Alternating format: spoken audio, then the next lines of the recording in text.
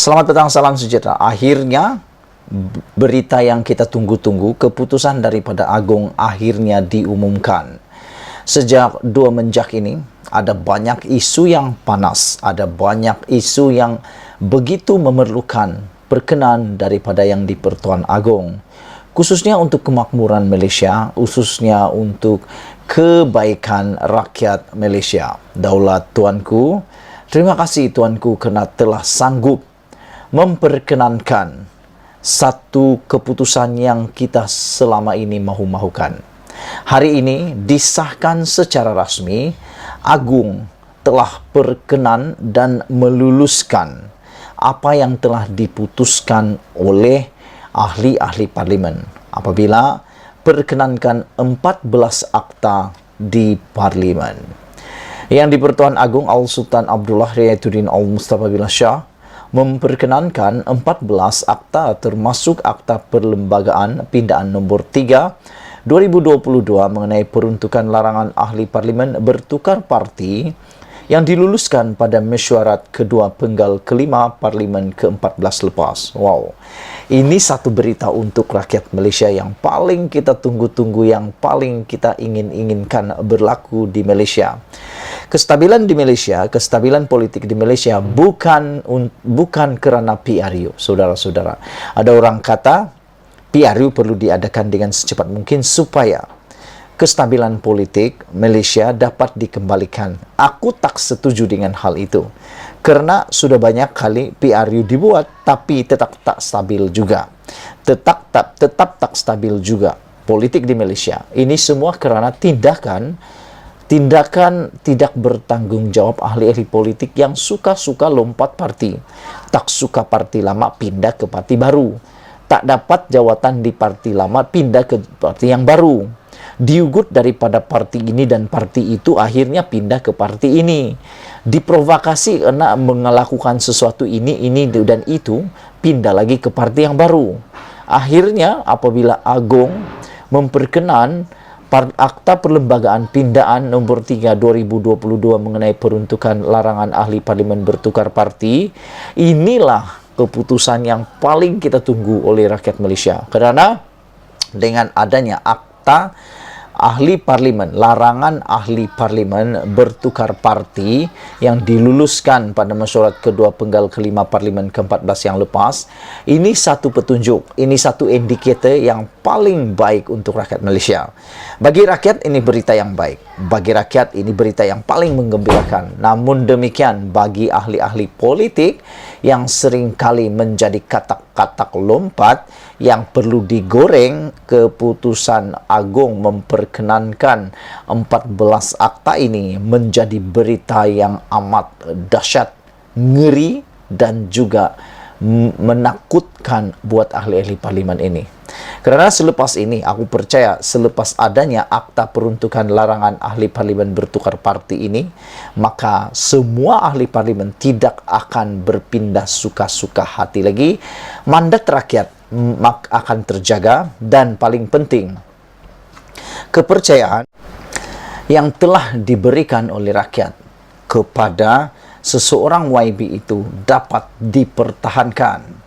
Yang di-Pertua Dewan Rakyat hari ini, Tan Sri Azhar Azizan Harun berkata, akta lain ialah Akta Agensi Kawalan Sempadan Malaysia Pembubaran 2022, Akta Sistem Insurans Pekerja Pindaan 2022, Akta Keselamatan Sosial Pekerja 2022, dan Akta Majlis Pembangunan Wilayah Ekonomi Pantai Timur Pindaan 2022.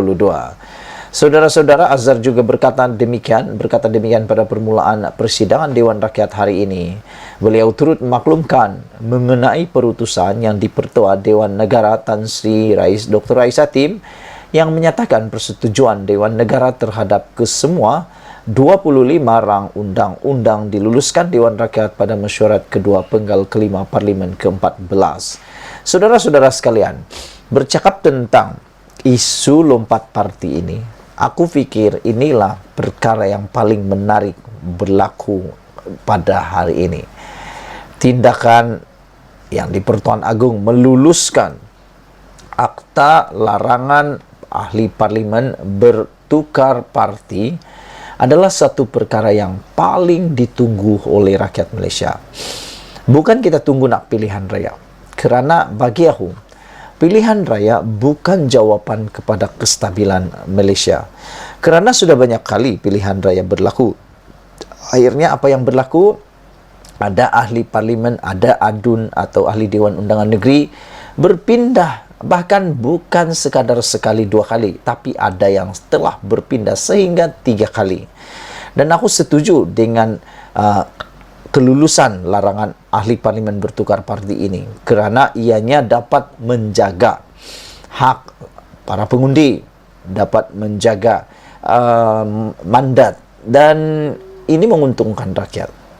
Mungkin merugikan buat ahli parlimen kerana ada yang kata hak mereka untuk berjuang telah disekat. Tapi aku fikir perkataan hak mereka sebagai YB telah disekat itu tidak sesuai, kerana mereka dapat pekerjaan mereka sebagai YB daripada undi rakyat. Jadi kalau mereka kata mereka mau berjuang dan mau melompat parti, sebenarnya aku rasa itu hanya mementingkan diri. Bayangkan sajalah kalau kita memilih dia kerana dia daripada parti yang kita mahu, tetapi akhirnya oleh kerana dia lompat parti, apa yang berlaku ialah parti yang sepatutnya kalah kini menjadi parti kerajaan. Paling mudah cakap UMNO. Pada PRU 15 yang lepas, UMNO sudah kalah. Dia bukan lagi kerajaan. Tapi hari ini, tiba-tiba jadi kerajaan. Bukan melalui peti undi, tetapi melalui langkah Sheraton dan langkah-langkah ahli-ahli politik, ahli-ahli parlimen yang telah menodai mandat rakyat. Sehingga kan ada rakyat yang sanggup menyaman ahli parlimen. Paling senang kita cerita Azmin Ali disaman oleh pengundi Gombak. Walaupun Azmin Ali menang atas keputusan mahkamah itu, tetapi itu bukti bahawa para pengundi di kawasan Gombak sudah mula jemu, sudah mula muak dengan perbuatan lompat parti mengkhianati mandat yang telah diberikan oleh rakyat. Saudara-saudara, sebelum kita berpisah, sila tinggalkan komen Anda, tekan butang subscribe. Malaysia kita punya, kita juga sama-sama cintai Malaysiaku. Kita jumpa lagi, bye-bye. Beberapa jam selepas Zahid selaku Presiden UMNO mengambil keputusan untuk memecat beberapa ahli besar dalam UMNO, akhirnya Zahid Hamidi mengatakan sebabnya memecat mereka. Zahid kata keputusan memecat ahli atau gantung ahli supaya UMNO harmoni. Wow, ini satu pengakuan pendedahan yang luar biasa.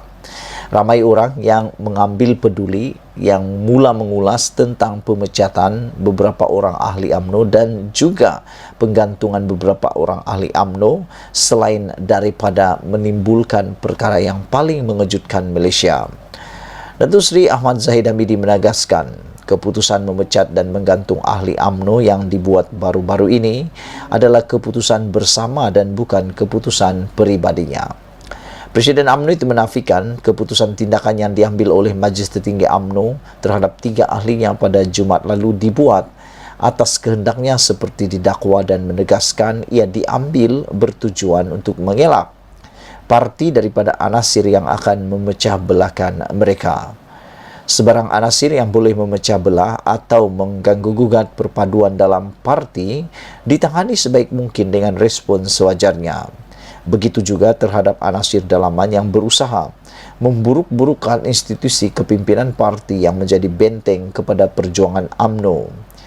Jika institusi ini dilemahkan dengan anasir dalaman yang berkiasa dakyah dan tohmahan, tentunya akan merosakkan keharmonian, kata Zahid.